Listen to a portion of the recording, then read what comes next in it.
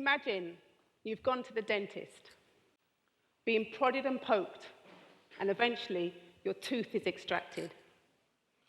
At the end of the procedure, you get out of the chair, pay for your service, and walk out of the surgery into the car that's waiting for you on the passenger side, and you're driven to your next destination. So what's so great about that? We do that every day, but not this day. This day, your tooth was extracted using artificial intelligence. It wasn't your friendly dentist. And there was no receptionist to say, "Good morning, how are you?" You paid for your bill using your smartphone. And that car you just got into was a driverless car.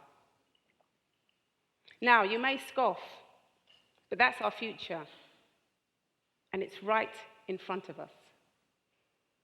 The advancement of artificial intelligence is like a tsunami wave that is building in the future, getting taller and taller and wider and gaining momentum.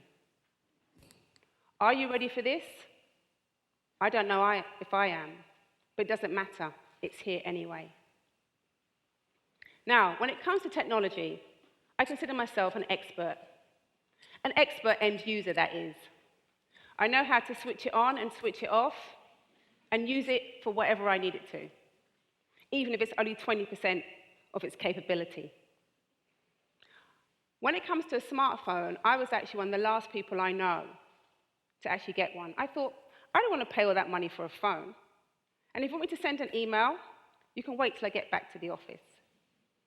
But eventually I relented, because more and more the smartphone was becoming a business norm. And I did not want myself or my business to be seen as outdated. So you get the story. Me and technology, distant associates. That was until the day I was woken up, jolted awake, to the fact that I could no longer be ignorant or dismissive of artificial intelligence. And I had to understand the impact it was going to have on our lives, as if not, we could become irrelevant. Let me take you back to that day. A client of mine invited me to a technology conference, and I'm so glad I went. The first presenter was Professor Anthony Clayton, and he talked about the wonders of the fourth industrial revolution. Some of the things he shared were, in China, they are already building homes and villas using 3D printing technology. And I thought, the construction crews, they must have really different skills. And what about the architects and site managers and project managers? He shared about a mine in Australia where the engineers sit miles away in air-conditioned rooms operating remote-controlled driverless trucks.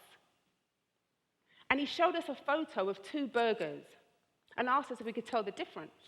And when we said no, he said one was manufactured from beef and the other was in a lab. So the future, no cows, and what's happened to the farmers and the farming industry? I became slightly alarmed. That's not true, very alarmed. In the past, when technology was coming, it was the unskilled workers who were going to be impacted. But now, listening to this, it was the skilled workers, people with technical skills, the professionals like me, like you, who were also in danger. Now, McKinsey has done a study where they say that by 2030, 800 million jobs could be gone across 800 occupations.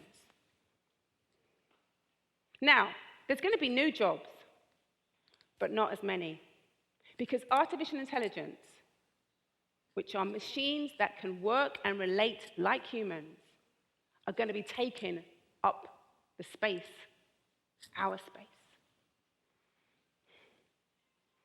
This is alarming.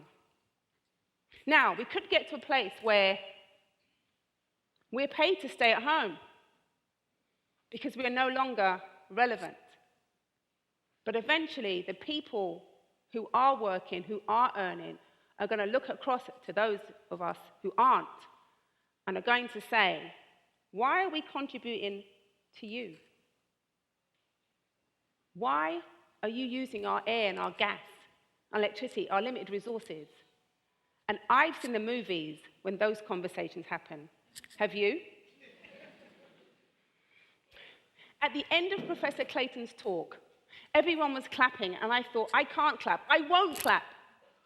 Did you not hear what he said?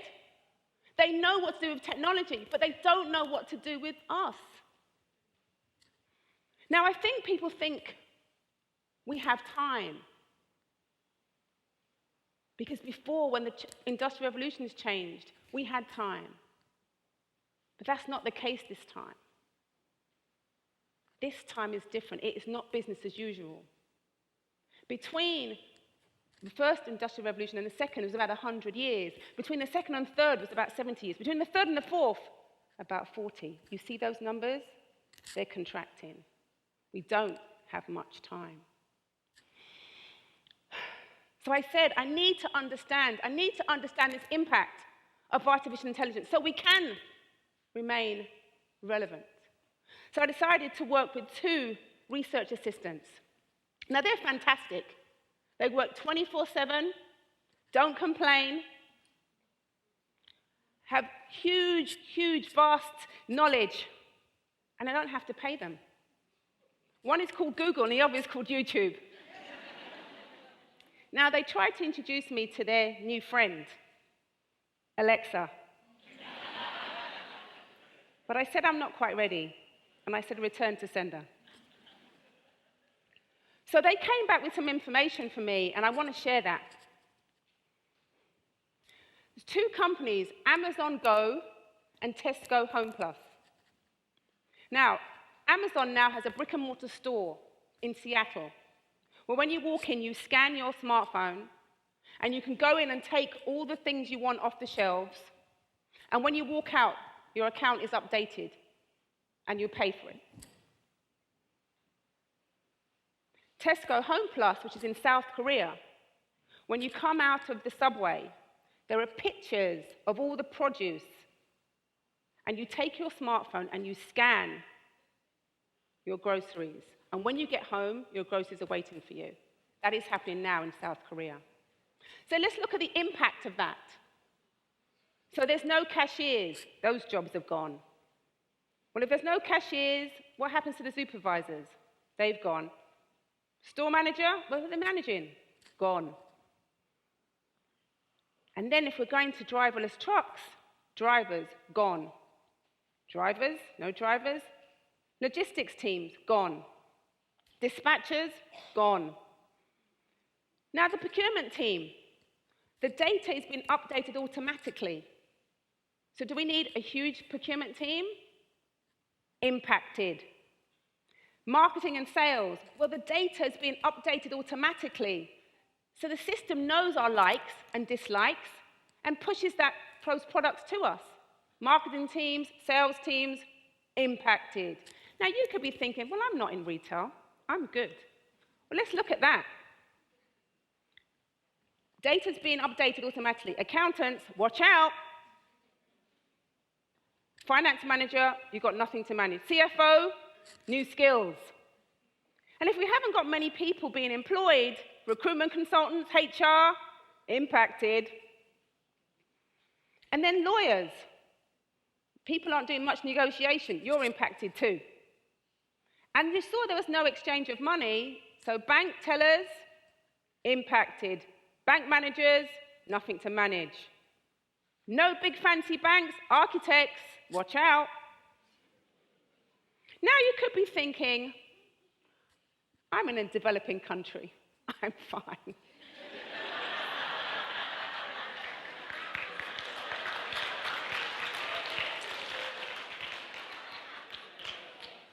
But you'd be wrong. Remember, the developed world is using artificial intelligence to make products quicker, cheaper, and more efficient. And because our borders are open, Those goods are coming here and will impact us. Now, we are marketed to about technology, of all the wonders, its efficiency, how it can save us time. But we are being marketed to as consumers. But remember, in order to consume, we need to earn. And artificial intelligence is impacting our ability to earn, whether you are an employer, an employee, an entrepreneur, a human being. We are continually being educated and developed using 20th century methodology to exist in the 21st century. There's a gap we have to close. So how do we future-proof ourselves?